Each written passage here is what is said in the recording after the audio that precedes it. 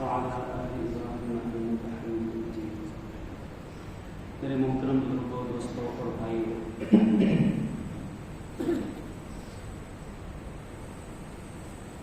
آج رمضان المبارک کا آخری دن ہے، آخری روزہ ہے اور آخری جمعۃ المبارک بھی ہے. ابھی چند گھنٹوں کے بعد یہ مبارک مہینہ ہم سے رخصت ہو جائے گا. اسی لیے بعض مرتبہ اس آخری جمعۃ المبارک کو ہمارے عرف اور معاشرے میں جمعۃ الوداع یعنی الوداعی جمعہ کہہ دیا جاتا ہے. سب سے پہلے تو اس بات کو سمجھنا چاہیے کہ یہ جمعۃ الوداع جو ہے یہ کوئی شریعت نے یا دین نے یہ لفظ متعین نہیں کیا اس آخری رمضان کے جمعے کے لیے. اور دوسری بات یہ کہ اس سے مراد یہ نہیں ہے کہ یہ جمعہ اب دوبارہ کبھی نہیں آئے گا. جب تک یہ کارخانہ قدرت چل رہا ہے، یہ نظام ہستی رواں دوا ہے، مہینے آتے جائیں گے، سال آتے جاتے جائیں گے. ہر سال رمضان بھی انشاءاللہ آئے گا اور ہر سال رمضان کا کوئی نہ کوئی آخری جمعہ بھی آئے گا.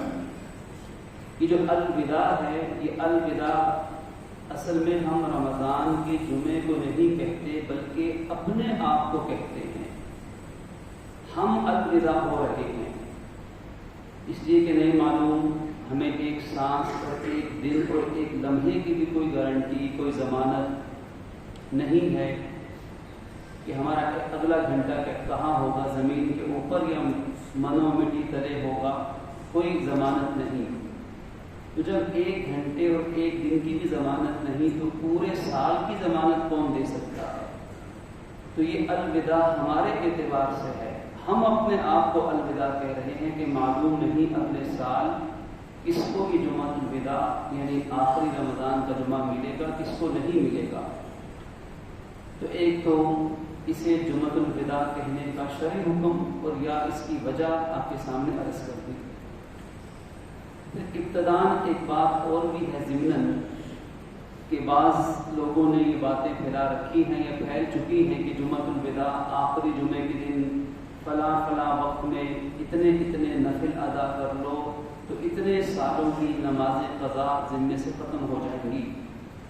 شریعت مبارکہ نے ہمیں کوئی شارٹ کٹ نہیں دیا فرائض کی ادائیگی کے لیے. نوافل کا تو ہے، نفلوں میں ہے کہ فلاں وقت میں عبادت کی تو ہزاروں مہینوں کی نفلی عبادت کا ثواب ہے. نفلی عبادت کا فلاں اشراق کے نفل پڑھ لیے تو مقبول حج اور عمرے کا ثواب ہے، نفل کے اندر ہے. لیکن یہ اصول اور ضابطہ یاد رہنا چاہیے کہ فرائض و واجبات میں کوئی شارٹ کٹ شریعت نے نہیں دی ہے. اگر ایک بندے پہ 100 نمازیں فرض زندگی ہوتی ہیں تو 100 فرض اس کو ادا کرنے ہوں گے. اگر اس پہ 10 سال کی زکوٰۃ فرض ہے تو کوئی شارٹ کٹ نہیں ہے کہ حرم میں جا کے 100 روپیہ خرچ کرے تو 1 لاکھ فرض جو زکوٰۃ ہے 1 لاکھ روپے وہ ادا ہو جائے گا. فرائض میں کوئی شارٹ کٹ نہیں ہے بلکہ اس کو ادا کرنا پڑتا ہے جتنی زندگی میں توفیق مل جائے.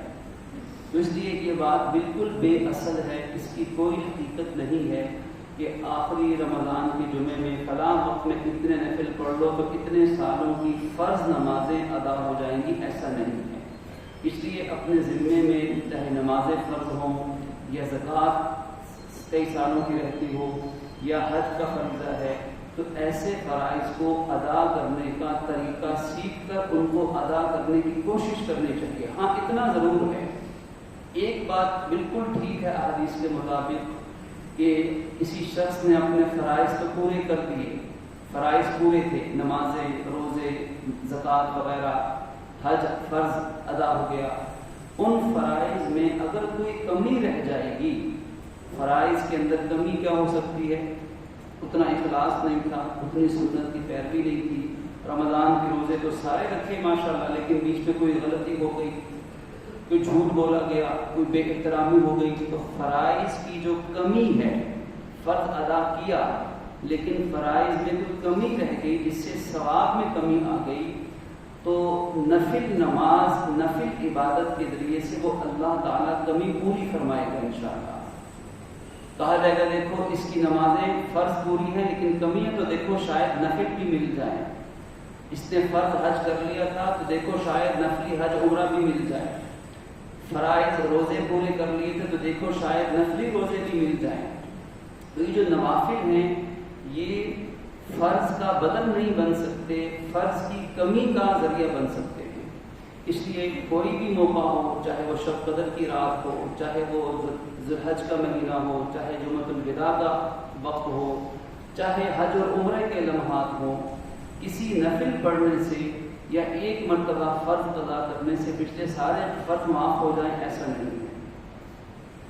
اور اگر ہم غور فرمائیں تو رمضان کا یہ آخری دن اور آخری جمعہ المبارک یہ اس لحاظ سے بھی بہت اہم ہے کہ حدیث مبارک کے مطابق کم و بیش 10 لاکھ سے زیادہ لوگوں کی بخشش اللہ رب العزت ہر افطاری کے وقت میں فرماتا ہے، اور پورے مہینے 29 افطاریوں میں 29 روز تک جتنے انسانوں کی اللہ نے بخشش فرمائی ہوتی ہے ان سب کے مقابلے میں آخری دن میں اللہ سب سے زیادہ انسانوں کی بخشش فرما دیتا ہے۔ اور صرف بخشش نہیں فرماتا بلکہ جہنم سے مکمل آزادی اور جنت کا ان کو حقدار بنا دیتا ہے۔ تو اس لحاظ سے یہ جو تھوڑے سے گھنٹے، تھوڑے سے لمحات رہ گئے ہیں، ان لمحات کو ہمیں قیمتی بنانا چاہیے۔ یہ لمحات قیمتی بن جائیں۔ افطاری کا وقت ہو، نماز عصر کے بعد کا وقت ہو، تو ہم کوشش فرمائیں کہ وہ وقت عبادت میں، دعا میں لگے، اس لیے کو بالکل آخری لمحہ ہے۔ جو یہ انسان کے جو آنسو ہیں، یہ جو اس کی عاجزی ہے، یہ اس کی جو آہوزاری ہے، جو اپنے اعمال کی کمی پر شرمندگی ہے، یہ اللہ کو بڑی پسند ہے۔ وہ اپنی عاجزی، اپنے رونے دھونے کی بنا پر بڑے بڑے عبادت گزاروں کو پیچھے چھوڑ دیتا ہے۔ اس عاجزی تو وہ عاجزی اللہ کے سامنے ہم اس جمعے کے وقت میں بھی پیش کریں، وہ عاجزی اللہ کے سامنے ہم افطار کے وقت میں پیش کریں اور اللہ کے حضور حاضر رہ کے اپنے گناہوں پر اللہ سے معافی مانگے، یہ آج کے دن کا اہم تقاضا ہے۔ زمانہ، گردش زمانہ بڑی تیزی کے ساتھ، ابھی وہ وقت ہمیں بھولا نہیں۔ ابھی کل ہی کی تو بات تھی کہ ہم ماہ رمضان مبارک کا استقبال کر رہے تھے، اس کے آنے کی، اس کی آہٹ سن رہے تھے، اور اب ہم جانے کی اس کی آہٹ سن رہے ہیں۔ تو یہ زمانے کی جو تیز رفتاری ہے، یہ زمانے کی تیز رفتاری قیامت کی نشانیوں میں سے ایک نشانی ہے۔ یہ زمانہ بڑی تیزی کے ساتھ گزر رہا ہوگا، اس زمانے کی لگام کسی کے ہاتھ نہیں آئے گی سوائے اس شخص کے کہ جو اپنے زندگی کے وقت پہ نظر رکھے کہ اس وقت میرے دین کا کیا مجھ سے تقاضا ہے۔ اس وقت ہم مسجد میں بیٹھے ہیں، دین کی بات ہو رہی ہے، اس وقت تو یہ تقاضا ہے کہ ہم اس دین کی بات کو، قرآن و حدیث کی بات کو غور سے سنیں۔ نماز کا وقت آئے گا تو ہم پوری توجہ سے سنت کے مطابق نماز پڑھیں، اس وقت وہ تقاضا ہوگا۔ جب ہم دعا کریں گے تو پھر تقاضا کہ ہم دلی توجہ اور عاجزی سے، یقین سے دعا مانگیں۔ جب ہم ایک دوسرے سے ملیں گے تو اس وقت دین کا تقاضا ہے کہ خندہ پیشانی، خوش اخلاقی سے ملاقات کریں۔ جب ہم مسجد سے باہر نکلیں گے تو باہر کی دنیا ہے، پھر وہاں خرید و فروخت ہے، لین دین ہے، تو ان کے اندر ہم سچائی، امانت اور دیانت سے کام لیں گے۔ اپنے گھر میں بیٹھے ہوں گے تو بیوی بچوں کے ساتھ حسن سلوک کا برتاؤ کریں گے۔ کسی مریض کو دیکھیں گے تو اس کی تیمارداری کریں گے، کسی دکھی شخص کو دیکھیں گے تو اسے دلاسا دیں گے، کسی غریب کو دیکھیں گے تو اس کی مدد کریں گے، کسی بے نمازی کو دیکھیں گے تو نماز کی ترغیب دیں گے، کسی پہ ظلم ہوتا دیکھیں گے تو اس ظلم کے خلاف آواز بلند کریں گے۔ ہر موقع پر، ہر مقام پر دین کا کیا تقاضا ہے، اپنی زندگی کے وقت کے مطابق اور مقام کے مطابق جو شخص اس پہ نظر رکھ کر دین کے حکموں پر چلے گا، تو صرف اسی کے ہاتھ میں زمانے کی یہ لگام آئے گی اور زمانہ اور یہ وقت کی رفتار کو وہ اپنے قابو میں لا سکے گا۔ وگرنہ حضرت علی کرم اللہ کے ارشاد مبارک ہے، الوقت سیف قاطع، وقت دو دھاری تلوار ہے، فقط الا تقطع، تو اسے کاٹ ڈال وگرنہ یہ تجھے کاٹ کے دو ٹکڑے کر دے گا۔ تو یہ زمانہ ہمارے قابو میں نہیں آئے گا، یہ وقت کی رفتار، ہم اس سے بہت پیچھے رہ جائیں گے۔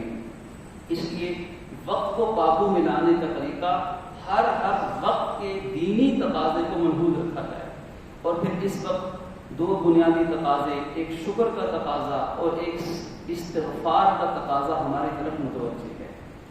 شکر کا تقاضا اس لیے ہے کہ اللہ رب العزت نے اپنی رحمت سے ہمیں یہ رمضان کا مہینہ عطا فرمایا، اس کی برکتیں، سعادتیں، تاثراتیں، اعتکاف، قرآن سننا سنانا، تراویح پڑھنا پڑھانا، صدقہ خیرات، زکوٰۃ، افطاری کرنا کروانا، روٹھے ہوئوں کو منانا، جھگڑے ختم کرنا، حلال کی طرف آنا، اپنی نگاہوں کی حفاظت کرنا، سچ بولنے کی عادت ڈالنا، لوگوں کی غلطیوں کو معاف کرنا، یہ جتنے نیک اعمال تھے یہ سارے اللہ نے ہمیں اس کی توفیق بخشی ہے۔ اس پر ہمیں دل ہی دل میں خوش بھی ہونا چاہیے اور اللہ کا شکر بھی ادا کرنا چاہیے کہ یا اللہ تیرا شکر ہے کہ تو نے ہمیں یہ سب نعمتیں عطا فرمائی، ہمیں صحت دی، ہمیں زندگی دی، ہمیں توفیق بخشی کہ ہم پوری آزادی کے ساتھ دین پر رمضان کے مہینے میں عمل پیرا ہو سکتے تھے۔ اس پر اللہ کا شکر ادا کیا جائے۔ وَإِن شَكَرْتُمْ لَأَزِيدَنَّكُمْ، شکر کرو گے تو اللہ اور مزید بھی توفیق دے گا۔ تو پہلا تو یہ تقاضا ہے کہ ہم اللہ کا شکر ادا کریں، زبان سے الحمدللہ رب العالمین بھی کہیں، نماز جمعہ کے بعد 2 نفل شکرانے کی بھی بیشک پڑھ لیں۔ اور اصل شکر کیا ہے؟ اصل شکر یہ ہے کہ اس نعمت کی قدر کی جائے۔ جو رمضان کا مہینہ گزرا، جو نیک اعمال کیے تھے صرف رمضان میں نہیں کرنے تھے، رمضان میں تو کرنے کا طریقہ سیکھنا تھا کہ کیسے نمازوں کے لیے گھر سے نکلا جاتا ہے، کیسے دکانوں کو چھوڑ کر، کاروبار کو چھوڑ کر، بیوی بچوں کو چھوڑ کر، آرام چھوڑ کر، مصروفیات کر کے 5 نمازوں میں مسجد میں جا کے باجماعت پڑھی جاتی ہے۔ یہ تو اس کا طریقہ سیکھنا تھا تاکہ باقی 11 مہینے اس عمل کی توفیق ملتی رہے۔ گناہوں سے کیسے بچنا ہے، نیکی پہ کیسے چلنا ہے، تو اس رمضان کے مہینے میں جو اللہ نے توفیق بخشی، باقی پوری زندگی کی نیت کی جائے۔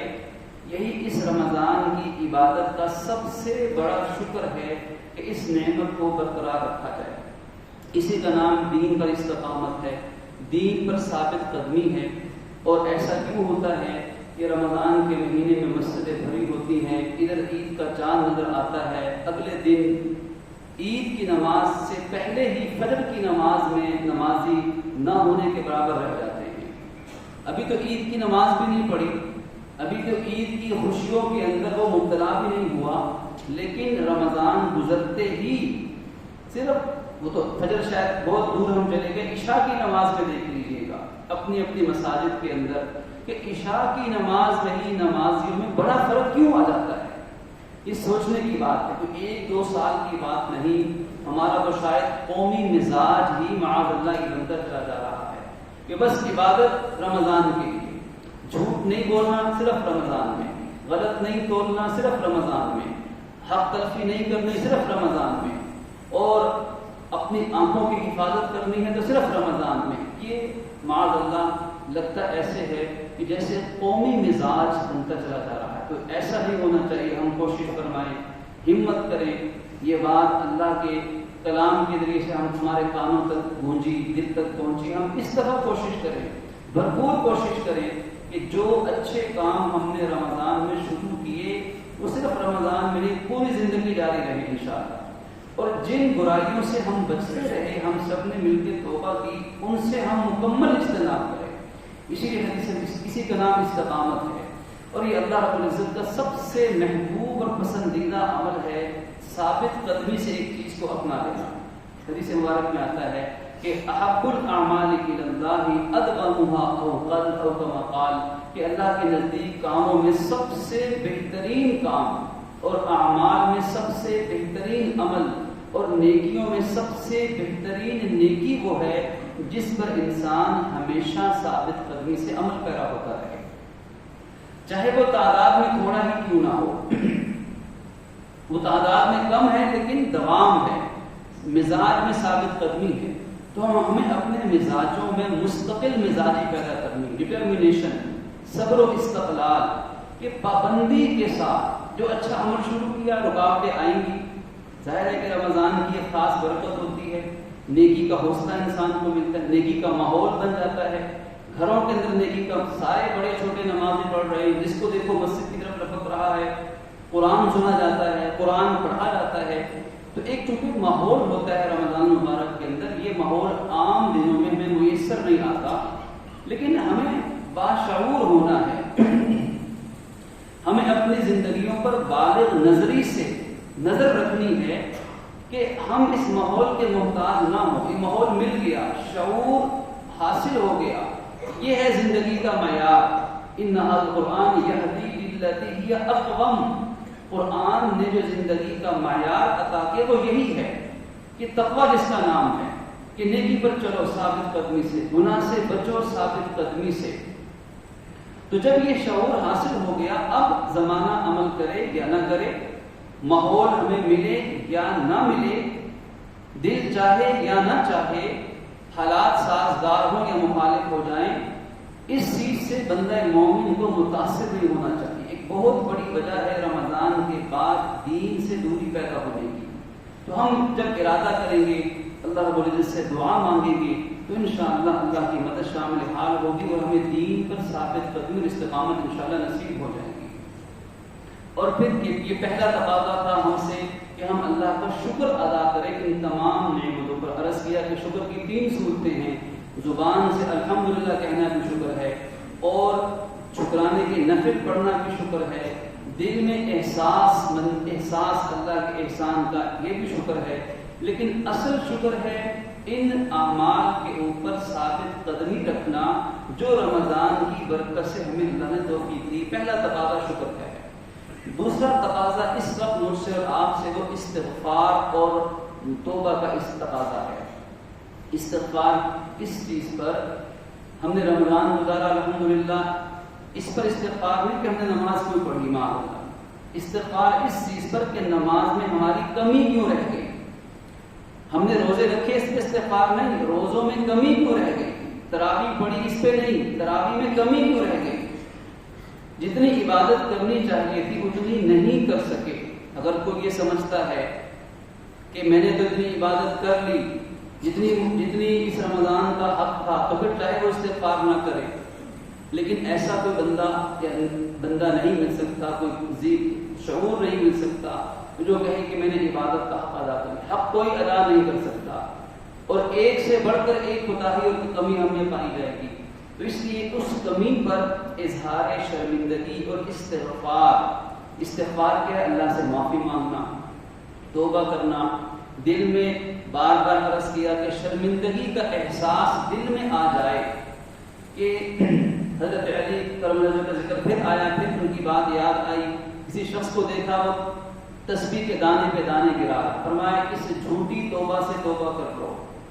فرمایا حضرت سچی توبہ کیا ہے؟ پھر سچا استغفار کیا ہے؟ فرمایا سچا استغفار یہ ہے کہ پہلے تمہیں اپنے اس عمل پہ احساس شرمندگی ہو، تم قبول کرو کہ میرے میں یہ کمی ہے، یہ کرنا چاہیے تھا نہیں ہو سکا، یہ نہیں کرنا چاہیے تھا ہو گیا. یہ دل میں احساس سے تسلیم کرو، قبول کرو. اور پھر اس کے بعد دوسری چیز یہ ہے کہ تم اللہ سے معافی مانگو. یہ تیسری چیز یہ ہے اگر وہ بندوں کا حق تھا تو اس کو معاف کرو، اس سے معاف کرواؤ یا اس کو ادا کرو. اور چوتھی چیز یہ ہے کہ جو فرائض اور واجبات تمہارے ذمے میں لازم ہیں ماضی میں، پچھلی زندگی میں، انہیں ادا کرنے کی کوشش شروع کر دو. اور پانچویں چیز یہ ہے کہ اپنے اعمال پہ وقتاً فوقتاً استغفار، یا اللہ مجھے معاف کر دے، توبہ استغفار کرتے رہو. اور چھٹی چیز یہ ہے جو توبہ اور استغفار میں شامل ہے کہ آئندہ کبھی بھی ان کو دوبارہ کرنے کا ارادہ دل میں مت لے کر آؤ. یہ عزم مصمم کرو کہ جو کوتاہی جس پر میں استغفار کر رہا ہوں یہ عمل دوبارہ نہیں کروں گا. تو یہ 6 باتیں ملیں گی. پھر اس وقت کا دوسرا دین کا تقاضا، رمضان کا تقاضا، جمعۃ الوداع کا تقاضا اور حق ہماری طرف متوجہ ہے کہ جہاں ہم شکر ادا کریں وہاں ہم توبہ اور استغفار بھی کریں، اللہ رب العزت سے معافی بھی مانگنے کی کوشش کریں اس آخری وقت میں کہ یا اللہ ہماری کمیوں کو تو معاف فرما دے. لا یغفر الذنوب الا انت، اے ہمارے رب تیرے سوا کوئی معاف کرنے والا نہیں. تیرے سوا کوئی بخشش کرنے والا نہیں، تو جسے چاہے معاف کر دے، جسے چاہے تو پکڑ لے، ولا یخاف عقباہا، تجھ سے کوئی پوچھنے والا نہیں کہ تو نے اس بندے کو کیوں پکڑا ہے، اور تو ساروں کو بھی معاف کر دے، تیری رحمت میں کوئی کمی نہیں آنے والی۔ اللہ رب العزت کے سامنے اپنی آہوازاری کو پیش کیا جائے۔ قرآن مجید ہمیں کیا کہتا ہے کہ جہنم میں جائیں گے خسارے میں سوائے ان کے الا من تابا، سوائے اس بندے کے جو توبہ کر لے گا، جو توبہ کرے گا۔ ایک نے رمضان میں نیکی کی، نیکی کرنے کے بعد دل میں تکبر آ گیا، میں نے اتنا پیسہ صدقہ کر دیا، اتنی نمازیں میں نے پڑھ لی، فلاں نے تو کچھ بھی نہیں کیا، میں تو بہت فرشتہ بن گیا، معاذ اللہ میں تو بہت بڑا بن گیا۔ اس کی نیکی اس کو برباد کرے گی۔ نیکی کر کے نیکی پر تکبر کرنے والی عادت نیکی اور نیک کو برباد کر دے گی۔ ایک نے نیکی نہیں کی اور گناہ کرتا چلا گیا اور وہ گناہوں سے توبہ نہیں کرتا، اس کا گناہ اس کو برباد کر دے گا۔ تو نیکی اور گناہوں دونوں کی بربادی سے بچنے کا طریقہ ہے کہ الا من تابا، سوائے اس کے جو توبہ کر لے۔ توبہ کس پر؟ جیسے کہ ابھی عرض کیا، خطا ہو گئی تو یا اللہ نہیں ہونا چاہیے تھا، ہو گیا، معاف کر دے، اور نیکی کر کے اس نیکی میں کمی پر شرمندگی اور توبہ۔ تو توبہ کے سوا کوئی راستہ نہیں ہے، توبہ کے سوا کوئی جائے قرار، جائے پناہ، کوئی اور حل ہے نہیں، حل کوئی نہیں ہے۔ تو توبہ و استغفار فرمایا جس نے سوائے اس کے جس نے توبہ کی، وعمل صالحا، اور پھر نیک عمل میں لگا رہا، یعنی وہ توبہ توبہ نہیں ہے۔ شیخ سعدی رحمہ اللہ کی زبان میں معصیت را خندہ بھی آیت ذا استغفار ماں، جس توبہ کو کرتے وقت آئندہ گناہ چھوڑنے کا ارادہ نہ ہو، نیکی چھوٹنے پر توبہ کی اور آئندہ نیکی کرنے کا ارادہ بھی کوئی نہ ہو، تو سب سے پہلے ایسی توبہ سے انسان کو توبہ کرنی چاہیے۔ معصیت را خندہ میں آئے ذا استغفار ماں، پہلے اس توبہ سے توبہ کرو، یا اللہ میری توبہ، میں ایسی توبہ کبھی نہیں کروں گا کہ جس توبہ کو کرتے وقت گناہ چھوڑنے کا ارادہ نہیں اور نیکی آئندہ کرنے کا ارادہ نہ ہو، تو وہ توبہ کوئی توبہ نہیں ہے۔ تو سب سے پہلے سچی توبہ اور استغفار، وعمل صالحا، اور نیک عمل پہ دوام، استقامت۔ تو پھر کیا ہوگا؟ فرمایا فَأُولَٰئِكَ يُبَدِّلُ اللَّهُ سَيِّئَاتِهِمْ حَسَنَاتٍ، یہی وہ لوگ ہوں گے جن کی اللہ صرف گناہوں کو نہیں معاف فرمائے گا۔ اب کتنی بڑی بشارت، یہ بشارت لیتے جائیے، اپنے دلوں کو ٹھنڈک پہنچائیے۔ اللہ فرماتا ہے کہ میں صرف ایسے لوگوں کی توبہ قبول نہیں کروں گا، صرف گناہ معاف نہیں کروں گا۔ گناہ معاف کرنا چھوٹا درجہ ہے، بلکہ فَأُولَٰئِكَ يُبَدِّلُ اللَّهُ سَيِّئَاتِهِمْ حَسَنَاتٍ، میں تمہاری سیئات یعنی گناہوں کو حسنات، نیکیوں میں تبدیل کر دوں گا۔ اب کتنا بڑا مقام ہے کس شخص کا جس سے غلطی ہوئی ہے۔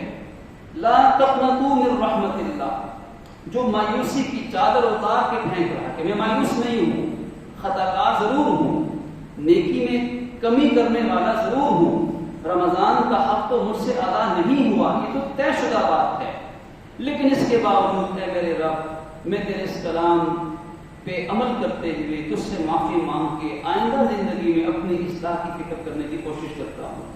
تو یہ جو توبہ سچی توبہ کرنے والا ہے، فرمایا اس کے گناہوں کو بھی اللہ نیکیوں میں تبدیل کر دے گا۔ گناہ نیکی میں تبدیل ہو گئے، لیکن یہ کب ہے؟ جب ہم اس توبہ اور استغفار کے دوسرے اہم تقاضے کو پورا کرنے کی کوشش کریں گے۔ اللہ ہم سب کو اس کی توفیق عطا فرمائے۔ یہ آج کا دن سید الایام ہے، دنوں کا سردار ہے، یہ آج کا دن، اس میں مغفرت بے پناہ لوگوں کو نصیب ہونے والی ہے۔ ہمیں اس دن کی جدائی کا غم ہوگا، ہر بندہ مومن کو ہوگا۔ رمضان کی جدائی اللہ والوں کے آنسو بہایا کرتی تھی، رمضان کی جدائی دلوں کو مغموم کیا کرتی تھی، رمضان کی جدائی عید والے دن کو بھی آنسوؤں کی بارش سے شرابور کر دیا کرتی تھی۔ اور غم کیوں نہ ہو، یہ اللہ کا اور نبی کا بڑا محبوب مہینہ تھا، یہ ہمارے پاس مہمان اللہ کا آیا تھا۔ اب یہ ہم اس سے رخصت ہو رہے ہیں، یہ تو رخصت نہیں ہوگا، یہ تو انشاءاللہ آئندہ سال جب تک کائنات آتا رہے گا، ہم ہیں یہ نہیں، اس کا کوئی پتہ نہیں، اس لیے رخصت ہم ہو رہے ہیں، رمضان رخصت نہیں ہو رہا، وہ تو پھر بھی آئے گا انشاءاللہ۔ اور اگر اللہ نے ہمیں توفیق دی تو انشاءاللہ ہم اللہ کی رحمت سے اللہ سے دعا بھی کرتے ہیں، ارادہ بھی ابھی کرتے ہیں کہ یا اللہ زندگی میں جب بھی یہ ماہ مبارک آئے گا ہم انسانی ناطے سے پوری کوشش کریں گے اس کا حق ادا کرنے کی۔ ہم اس کی جدائی سے خوش نہیں ہیں، جدائی کا غم ہے، لیکن ایک لمحے بھی سوچئے کہ جب کوئی دنیا سے جدا ہو جاتا ہے، کسی کے ماں باپ دنیا سے چلے جائیں، میرے والد محترم ان کی روح میرے یوں ہاتھوں کے اندر نکلی ہے، ان کا وہ چہرہ اور وہ آخری لمحات ایک ایک سیکنڈ آج تک دلوں پہ دماغ پہ نقش ہے۔ وہ آخری لمحہ انسان کبھی نہیں بھولتا کہ ماں باپ کی روح، ان کی روح انسان کے بدن میں، اس کی گود میں نکل رہی ہو، وہ ایک ایک لمحہ یاد ہے۔ اب وہ جدائی کا غم تو موت تک دل میں ہے، لیکن صبر کے سوا کوئی چارہ کار نہیں ہے۔ لیکن سوال یہ ہے کہ جب کوئی دنیا سے چلا گیا، ہمارا پیارا، ہمارا عزیز یا ماں باپ میں سے کوئی، تو اس کے دنیا سے جانے کے بعد ہمیں اس کی یادگار چیزوں سے کتنی محبت ہوتی ہے کہ یہ میرے والد صاحب کا بیٹھ کر یہاں پہ اس چارپائی پہ آرام کرتے تھے، یہاں وہ نماز پڑھتے تھے، اس برتن میں کھانا کھایا تھا، یہ ٹوپی وہ اوڑھتے تھے، اس قرآن سے تلاوت کرتے تھے۔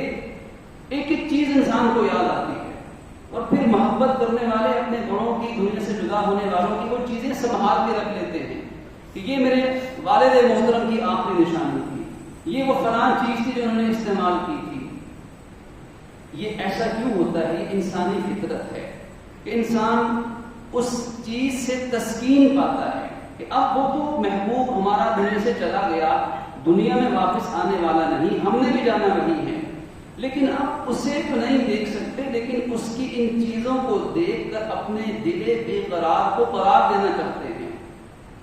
اگر ہم یہ مثال سمجھ گئے، رمضان بھی اللہ کا مہمان ہے، یہ بھی ہم سے رخصت ہو رہا ہے، لیکن اس کی جدائی سے ہمیں دلاسا کس چیز سے ملے گا؟ کوئی صاحب مجمع میں سے جواب دے دے کہ رمضان جا رہا ہے، اور چھوڑ کے کیا جا رہا ہے؟ کون سی نشانی ہے جو رمضان ہمیں دے کے جائے گا؟ کون سی وہ وراثت ہے رمضان کی جو رمضان کے جانے کے بعد اس جدائی کے غم میں ہماری ڈھارس بندھائے گی؟ اور اگر ہم جواب، قرآن ہمیں جواب نہ دیتا تو ہم بھی جواب نہ دے سکتے۔ قرآن نے جواب دے دیا، شہر رمضان الذی انزل فیہ القرآن ھدی للناس وبینات من الھدی والفرقان، کہ وہ وراثت، وہ رمضان کی یادگار، وہ رمضان کی نشانی، وہ اللہ کا قرآن ہے کہ رمضان تو رخصت ہو جائے گا، لیکن جب 11 مہینے ہمیں رمضان کی یاد تڑپائے تو فکر کی بات نہیں، ہم قرآن کھول لیں، ہم قرآن پڑھنا شروع کر دیں، ہم قرآن کو سننا شروع کر دیں، ہم قرآن پہ عمل شروع کر دیں، ہم قرآن کے مطابق زندگیوں کو ڈھالنا شروع کر دیں، اپنا کاروبار، اپنی نجی زندگی، اپنی اجتماعی زندگی، اپنا لین دین، معاملات، زندگی کے تمام غم خوشی کے لمحات کو ہم جب قرآن کے مطابق ڈھالتے رہیں گے تو انشاءاللہ ہمارا پورا سال رمضان کی لذت اور رمضان کی برکت کو برقرار رکھے گا انشاءاللہ۔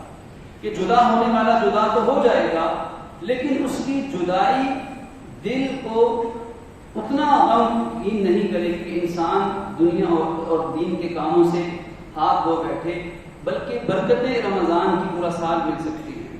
اور پھر یہ تو تھی چند باتیں اس رمضان کی جدائی، جمعۃ الوداع کے حوالے سے چند گزارشات تھیں۔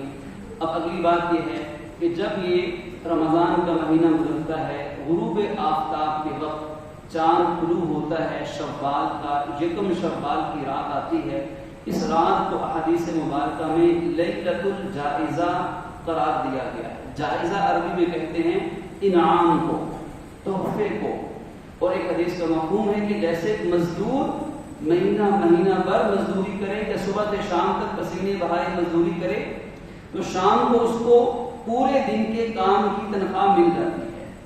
ایک ملازم کو مہینے بعد اس کی تنخواہ مل جاتی ہے، ایک کاروباری کو انویسٹمنٹ ختم ہونے کے بعد اس کا پروفٹ نفع مل جاتا ہے۔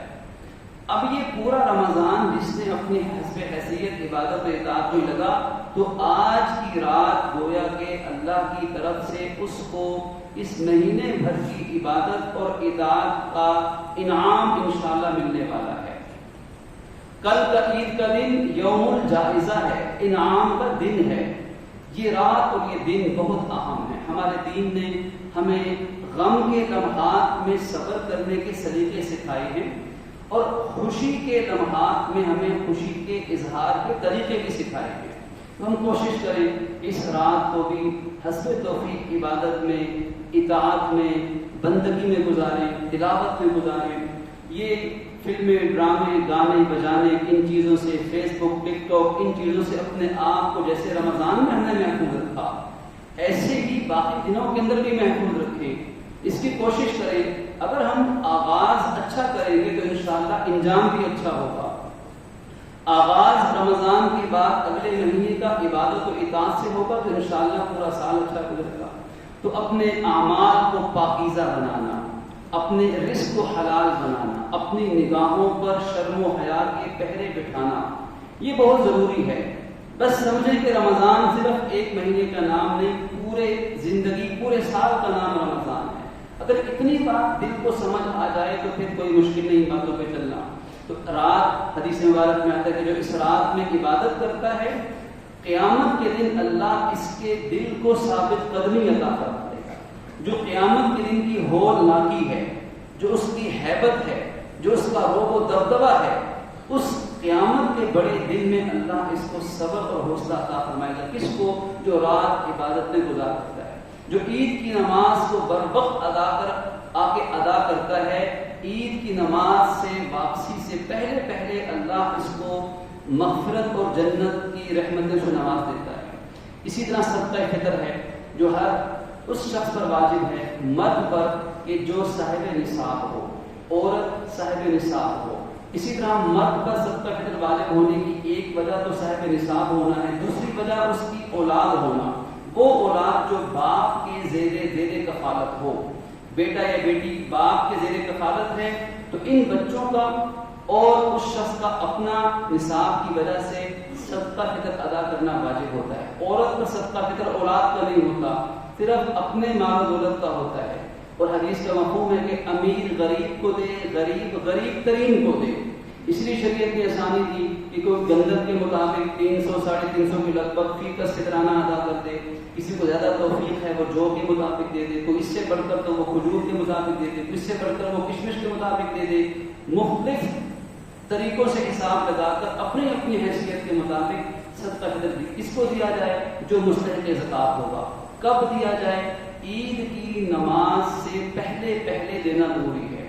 اگر کوئی شخص آج رات میں دیتے ہیں، کل صبح کے وقت میں دیتے ہیں، اس لیے کہ جس کو دینا ہے تاکہ وہ کچھ اس سے خرید و فروخت کر دے، اپنی کوئی ضرورت کی چیز دے دے۔ ظاہر ہے کہ اگر عید کی نماز کے وقت جاتے وقت دیں گے تو اس وقت وہ اس سے کیا خریدے گا؟ تو اگر کسی ضرورت مند کی ضرورت کی وجہ سے اگر رات کو یا صبح کے وقت میں بھی یا شام کے وقت میں بھی کوئی دے دے گا تو انشاءاللہ صدقہ فطر ادا ہو جائے گا۔ اور صدقہ فطر میں کیا دیا جائے؟ چاہے وہ کوئی قیمتی چیز دے دے، چاہے کوئی پیسے دے دے، چاہے کوئی کھانا کھلا دے، چاہے کوئی اور قیمتی چیز دے کر دے دے، یہ سب چیزیں انشاءاللہ صدقہ فطر کے زمرے میں آ جائیں گی۔ اللہ رب العزت اپنی رحمت سے ہمیں قرآن و حدیث کے مطابق اس وقت گزارنے کی توفیق عطا فرمائے۔ وآخر دعوانا